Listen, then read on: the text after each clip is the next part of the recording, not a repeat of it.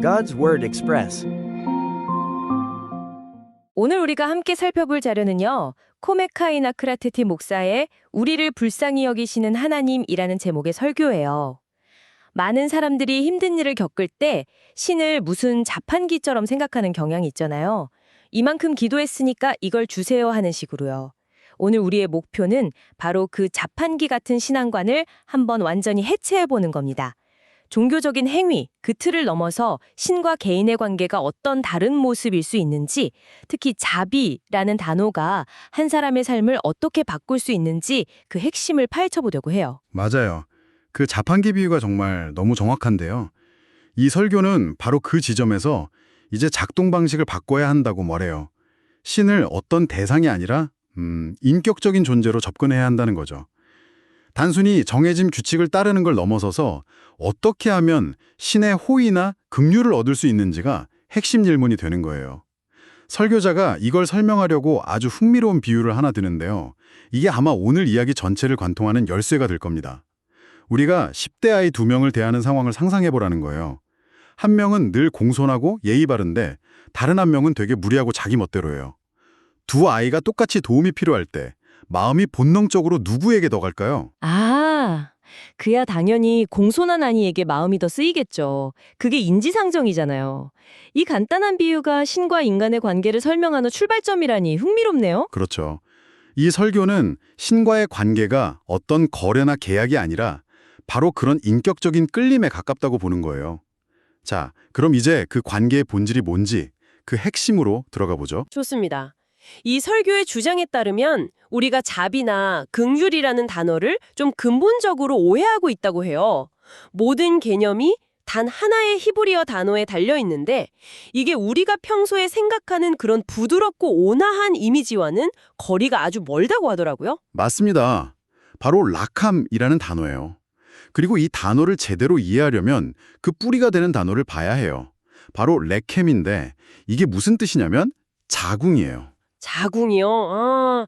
정말요. 자비의 어원이 자궁이라는 건 정말 예상 밖인데요. 그건 완전히 다른 차원의 이야기잖아요. 그냥 동정심이나 연민이 아니라는 거네요? 전혀 아니죠. 신의 자비, 즉 라캄은 엄마가 뱃속의 아이나 갓 태어난 아기에게 느끼는 것과 같은 종류의 사랑이라는 거예요. 이건 뭐 이성적인 판단을 거치지 않는 아주 본능적이고 무조건적인 거의 맹렬한 수준의 사랑이죠. 설교자가 드는 비유가 정말 마음에 와닿는데요. 부모는 자녀 학비를 위해서 가진 돈의 80%를 기꺼이 내주잖아요. 그런데 정작 그 자녀는 100원짜리 과자 한 조각을 나눠줄 때도 초콜릿이 없는 맨 끝부분만 살짝 불어서 준다는 거예요. 그 과자 비유는 정말 효과적이네요. 사랑의 크기가 얼마나 다른지 그 비대칭성이 한 번에 이해가 돼요. 근데 그게 단순히 감정의 크기 차이만을 의미하는 건 아닐 것 같아요. 맞아요. 언어학적으로 들어가면 이 강렬함이 더 명확해져요. 설교에 따르면 성경에서 이 라캄이라는 단어는 종종 피엘이라는 특별한 히브리어 동사 형태로 쓰인대요. 이게 뭐냐면 아주 격렬하고 강한 행동을 나타내는 문법 형태예요. 예를 들어 부수다라는 단어를 산산조각 내다 정도로 그 강도를 확 높이는 거죠. 그러니까 문법 자체가 그 단어의 강도를 몇 단계나 끌어올리는 장치인 셈이군요. 정확해요. 우리가 좋아해라고 말하는 것과 너에게 완전히 빠졌어라고 말하는 것의 차이랄까요? 설교에서 아주 흥미로운 지점을 짚어주는데 구약의 다윗 왕이 신을 사랑한다고 고백할 때는 일반 동사 형태를 썼거든요. 그런데 신이 인간을 사랑한다고 말할 때는 종종 이 격렬한 피엘 형태가 사용된다는 거예요. 언어 자체가 이미 그 사랑의 강도에 엄청난 불균형이 있다는 걸 보여주고 있는 셈이죠. 그렇군요. 그러니까 이 설교가 말하는 신의 자비는 부드러운 동정심이 아니라 우리를 향한 거의 집착에 가까운 맹렬하고 본능적인 자궁의 사랑이라는 거네요. 정말 강력한 개념인데 동시에 굉장히 추상적으로 들리기도 해요. 이런 강렬한 사랑이 과연 우리 일상에서 어떻게 나타날 수 있다는 걸까요? 네, 좋은 질문이에요. 당연히 설교도 그 지점을 다루고 있습니다.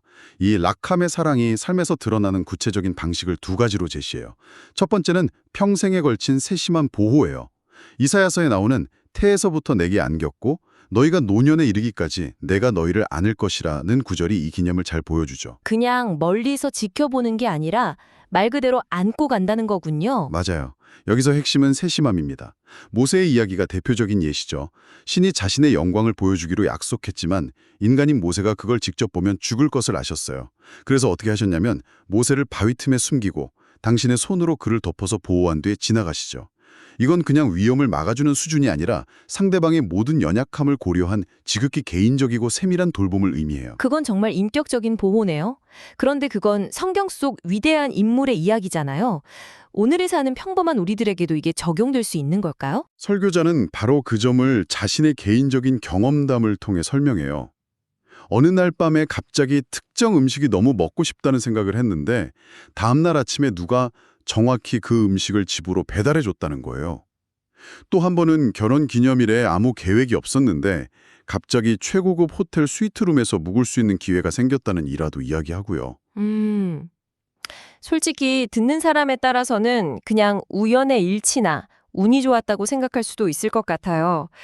설교의 요지는 이런 일들을 단순한 행운이 아니라 그 세심한 보호의 증거로 재해석하라는 건가요? 바로 그거예요. 이 설교의 관점은 삶에서 일어나는 좋은 우연이나 뜻밖의 행운들을 그 락함의 사랑이 당신의 삶에 개입하는 순간으로 인식하라는 거죠. 그렇게 관점을 바꾸면 세상이 다르게 보이기 시작한다는 거예요. 마치 나만을 위한 비밀 신호처럼요. 알겠습니다. 그럼 이 락함의 사랑이 드러나는 두 번째 방식은 뭔가요? 첫 번째가 따뜻한 보호였다면 두 번째는 좀 다른 모습일 것 같은데요? 맞아요. 두 번째 모습은 우리가 잘못을 저질렀을 때 나타나요. 바로 훈육입니다. 사무엘하 7장에 만일 그가 죄를 범하면 내가 사람의 매와 인생의 채찍으로 징계하려니와 내 인자, 즉 자비는 그에게서 빼앗지 아니하리라는 말씀이 나와요. 여기서 중요한 건 징계를 하더라도 그 근본적인 자비, 락함은 거두지 않겠다는 약속이에요. 사랑의 매라는 개념이군요. 사실 현대사회에서는 이 훈육이라는 단어가 특히 체벌과 연결되면 굉장히 민감하게 받아들여지잖아요. 이 부분을 어떻게 설명하는지 궁금하네요. 그 점을 의식해서인지 설교자도 자신의 어린 시절 이야기로 조심스럽게 접근해요.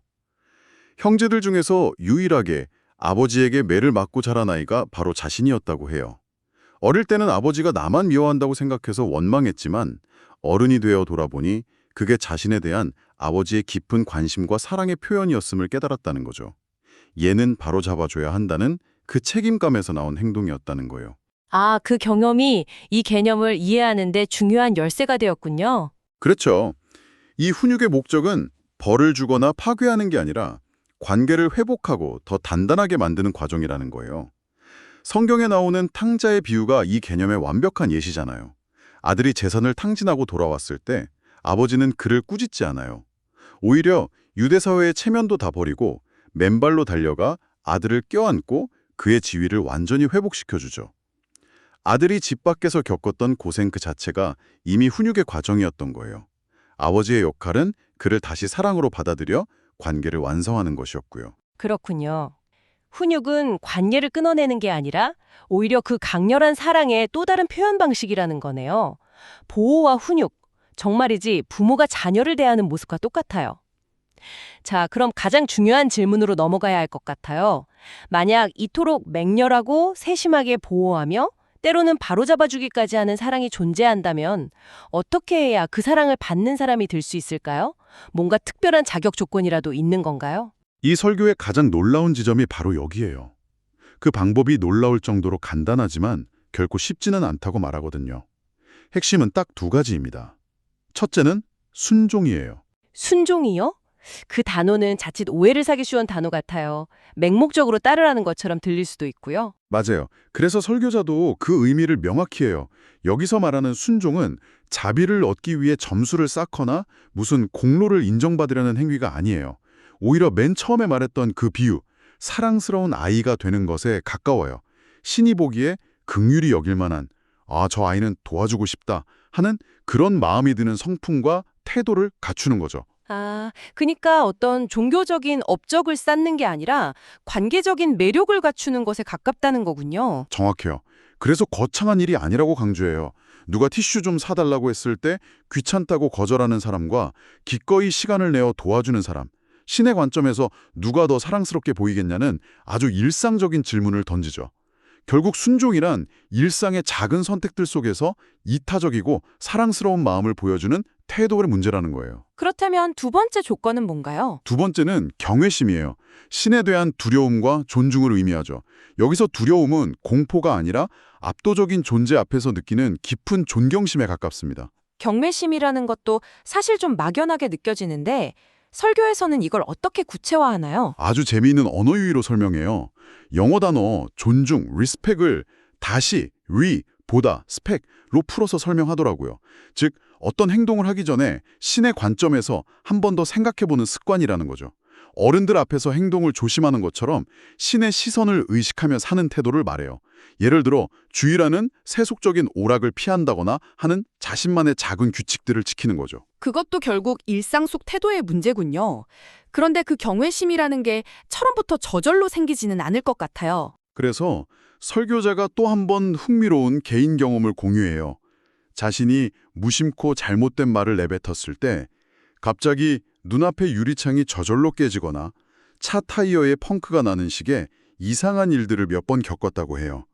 처음에는 우연이라고 생각했지만 반복되면서 이걸 일종의 신호나 훈육으로 받아들이게 되었다는 거죠. 그런 경험들을 통해 보이지 않는 신을 인격적으로 느끼게 되고 그분의 시선을 의식하는 경외심을 배우게 되었다는 거예요. 그건 정말 신비로운 경험이네요. 누군가에게는 미신처럼 들릴 수도 있겠지만 그 개인에게는 신과의 관계를 실제적으로 만들어준 결정적인 사건이었겠어요. 그렇죠.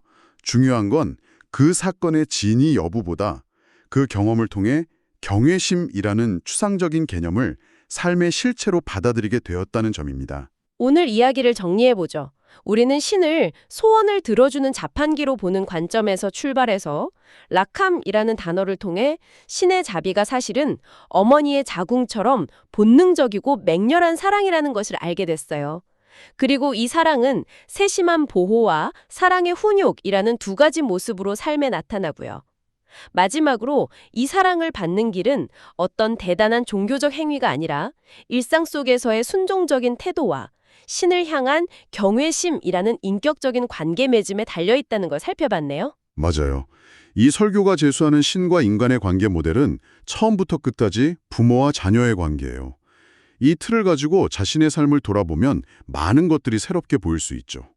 오늘 당신의 행동, 당신의 말이 과연 사랑스러운 자녀의 모습이었을까? 아니면 무례한 자녀의 모습이었을까? 맨 처음에 그 비유로 돌아가서 스스로에게 질문을 던져보는 것만으로도 많은 것이 달라질 수 있을 겁니다. 오늘 이 이야기를 들으신 당신에게 마지막으로 질문을 하나 남기고 싶어요. 이 설교의 관점처럼 만약 당신의 삶을 그토록 맹렬하게 보호하고 세심하게 돌보는 부모와 같은 존재가 항상 당신을 지켜보고 있다면 당신 자신에 대해, 당신의 가치, 당신의 안전 혹은 당신의 미래에 대해 지금까지 굳게 믿어왔던 어떤 어린아이 같은 생각들을 이제는 내려놓고 다시 한번 점검해 보아야 하지 않을까요?